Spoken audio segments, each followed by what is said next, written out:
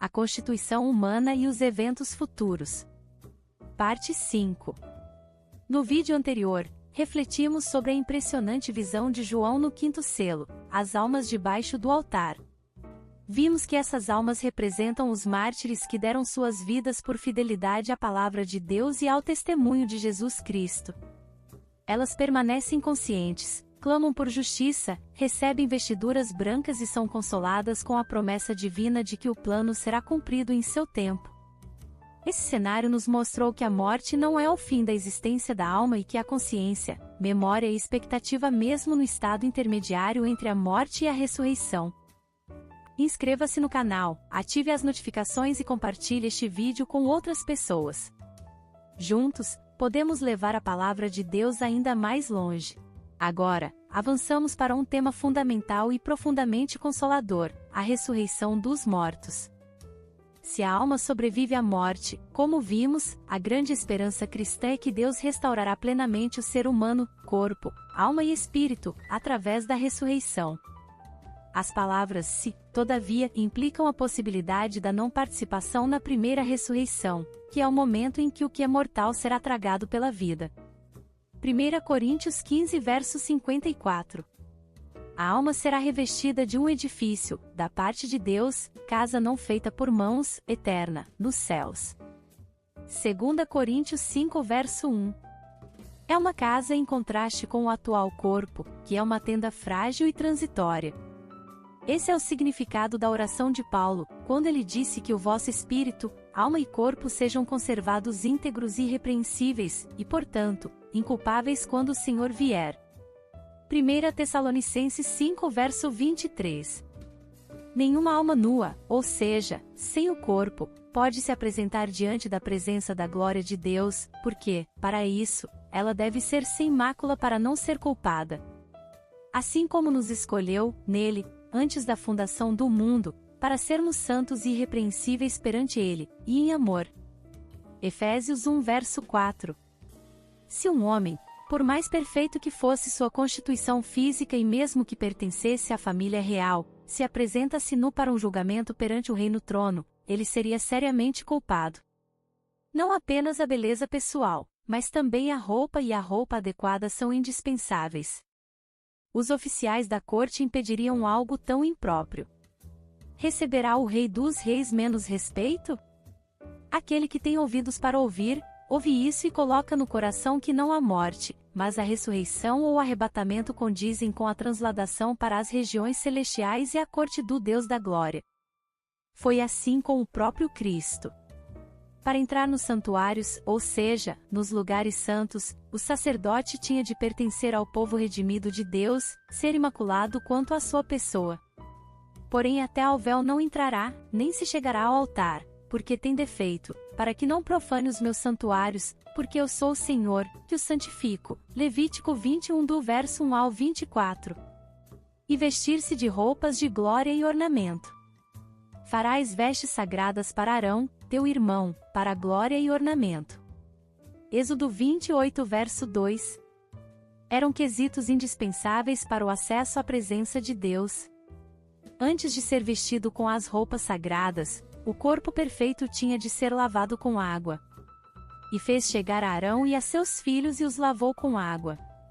Vestiu Arão da túnica, cingiu-o com o cinto e pôs sobre ele a sobrepeliz, também pôs sobre ele a estola sacerdotal, e o cingiu com o cinto de obra esmerada da estola sacerdotal, e o ajustou com ele.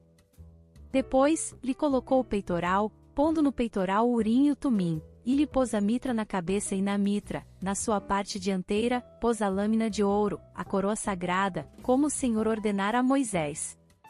Levítico 8 do verso 6 ao 9. Vestirá ele a túnica de linho, sagrada, terá as calças de linho sobre a pele, cingir-se-á com o cinto de linho e se cobrirá com a mitra de linho, são estas as vestes sagradas.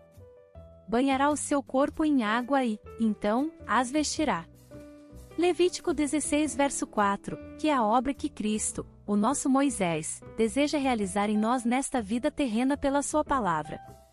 Maridos, amai vossa mulher, como também Cristo amou a igreja e a si mesmo se entregou por ela, para que a santificasse, tendo-a purificado por meio da lavagem de água pela palavra, para apresentar a si mesmo igreja gloriosa, sem mácula, nem ruga, nem coisa semelhante, porém santa e sem defeito. Efésios 5 do verso 25 ao 27, e disciplina. Pois eles nos corrigiam por pouco tempo, segundo melhor lhes parecia, Deus, porém, nos disciplina para aproveitamento, a fim de sermos participantes da sua santidade. Hebreus 12 verso 10, em preparação ao futuro dia em que seremos vestidos para ter acesso e servir no verdadeiro santuário de cima. Se alguém perguntar se a justiça imputada ao crente ao crer em Cristo não inclui todas essas coisas que são evidentemente necessárias, a resposta será um notório não. Uma consideração basta para explicar tudo. A justiça imputada é a justiça de Deus, a qual é necessariamente indefectível e irrenunciável. Mas, de acordo com a lei, era possível que o sacerdote tivesse um defeito físico ou estivesse pessoalmente impuro e com as roupas contaminadas. Não fosse assim, que necessidade haveria de existir leis e cerimônias de purificação? A perfeição física, a lavagem com água à porta do tabernáculo e o uso de roupas especiais não eram requisitos para obter o perdão dos pecados e viver a vida de homem perdoado no campo. Contudo, para ter acesso a Deus e ao serviço sacerdotal, tudo isso era tão indispensável quanto o sangue expiatório. A justiça imputada estabelece por completo e para sempre a posição judicial do crente como justificado perante a lei de Deus. Mas, a justiça prática tem de ser acrescentada para assegurar muitos dos grandiosos privilégios que se tornam possíveis aos justificados. Quem tem ouvidos, que ouça, pois a perda e a vergonha serão de quem se contentou em permanecer deformado e imperfeito no estado moral, ou desprezou a lavagem com água e agora se vê impróprio para usar as roupas nobres necessárias para obter o acesso ao trono da glória. O desprezo pela graça não apenas causa a perda do acesso ao coração a Deus, como o crente descuidado sabe, mas assegura o confisco de grande parte do que a graça teria concedido no futuro. Este é o peso da advertência que nosso Senhor anuncia desde os céus como especialmente aplicável quando sua vinda estiver perto. Eis que venho como vem o ladrão. Esta mensagem é colocada no meio da reunião dos exércitos do Anticristo para a batalha do Armagedon, o que indica o período em que será a vinda. Bem-aventurado aquele que vigia e guarda as suas vestes, para que não ande nu, e não se veja a sua vergonha. Apocalipse 16 verso 15. Portanto, podemos perder as vestes. Se a referência é a justiça imputada, então podemos perder a justificação e os que outrora foram salvos serão posteriormente perdidos. Quem rejeita essa conclusão, que investigue o que isso significa quanto aos eternamente justificados, e que enfrente o que está envolvido com a perda das vestes.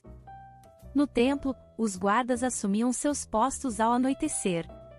O capitão do templo, a qualquer hora que escolhesse, andava sem avisar com um grupo de homens, e se um guarda fosse pego dormindo em seu posto, ele era despido, as vestes, queimadas e ele, deixado sair envergonhado. A vergonha de sua nudez era o equivalente da vergonha de ter dormido quando estava de serviço. Nesse estado de desonra, ele não ousaria entrar na casa de Deus para cantar ou servir.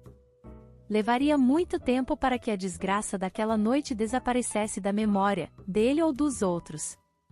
Alma minha, mantenha-se acordada durante esta curta noite do dever, enquanto seu Senhor está ausente. Você não sabe a que hora da noite ele virá, e será horrível não ser vestido com a casa celestial, se ele vier subitamente e encontrar você dormindo. Voltemos ao quinto selo. Quando ele abriu o quinto selo, vi, debaixo do altar, as almas daqueles que tinham sido mortos por causa da palavra de Deus e por causa do testemunho que sustentavam. Clamaram em grande voz, dizendo: Até quando, ó soberano Senhor, santo e verdadeiro, não o julgas, nem vingas o nosso sangue dos que habitam sobre a terra? Então, a cada um deles foi dada uma vestidura branca, e lhes disseram que repousassem ainda por pouco tempo, até que também se completasse o número dos seus conservos e seus irmãos que iam ser mortos como igualmente eles foram. Apocalipse 6 do verso 9 ao 11, onde fala de almas e não de espíritos. O homem tem espírito como parte de seu ser composto, mas ele não é espírito, como são os anjos. Nos 397 lugares onde ocorre a palavra espírito no Novo Testamento, o homem nunca é chamado de espírito, porque ele propriamente dito não é espírito, mas alma. A propósito, os espíritos em prisão citados em 1 Pedro 3 verso 19. Sobrescrito uma no qual também foi e pregou aos espíritos em prisão. Não são seres humanos, mas os anjos caídos a quem Pedro menciona novamente em 2 Pedro 2 verso 4. Ora, se Deus não poupou anjos quando pecaram, antes, precipitando-os no inferno, os entregou a abismos de trevas, reservando-os para juízo. Compare com Gênesis 6 do verso 1 ao 4. A interpretação é inquestionável pelo fato de eles estarem no mundo inferior, na prisão, no Tártaro, região bem conhecida pelo mundo antigo. O Tártaro, que é o nome que Pedro usa, refere-se à parte mais profunda e terrível do Hades, a prisão dos anjos caídos, ao passo que o espírito do homem não vai para o mundo inferior, mas para Deus, que o deu. Eclesiastes 12 verso 7. Obrigada por assistir até aqui, não percam os próximos vídeos. Graça e paz, irmãs e irmãos.